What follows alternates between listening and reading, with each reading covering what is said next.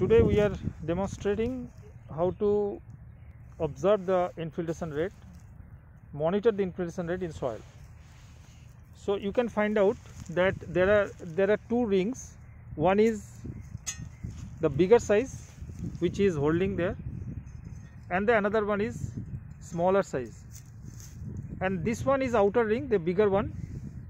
This one is, and this is your inner ring, which is going inside. So what's happening is that this particular ring two rings you need to install in soil. So we have already installed that one. So what you have to take care is this particular outer ring and then inner ring should be at a proper level. This should go sufficiently inside the soil so that at least if you are adding water, then there should not be any water which is spilling through this particular ring, because the ring, you can see, this is completely hollow. So the water should not just come out through this ring. It will be always remaining that ring, and whatever the water will go, that will go directly into the soil profile and will replenish, and then we will find out the infiltration rate. So now they will be doing this infiltration study right now, but before they start, I need to explain a few things. One is that what is the role of this outer ring?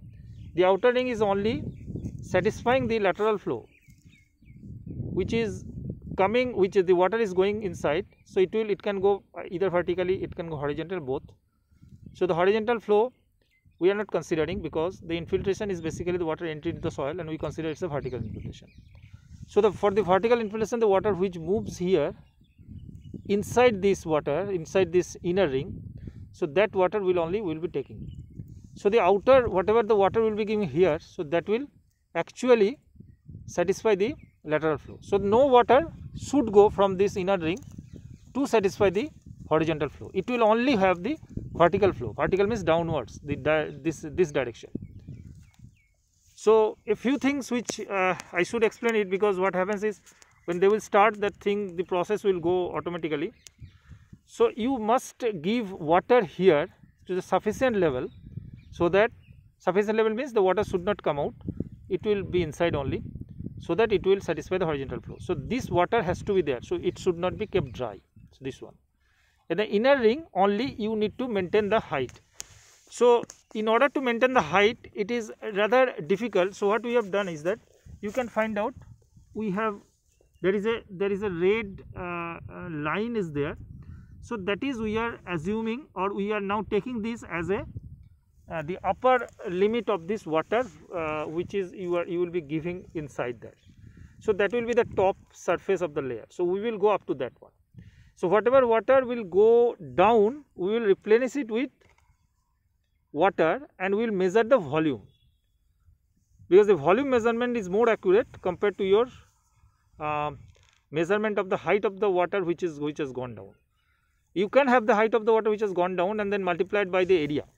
So the height which has gone down multiplied by the area, so you can get the volume, or the height directly you can have this much of height has gone, so per unit of time. But that will incur some what is called some error, because it is very difficult to adjust your eye, and especially in the field condition where the water may move very fast.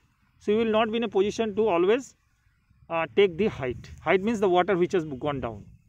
So it's better to always to replenish the water, because the volume is easy to account for. Okay. So now let them start with that one, and I will come back.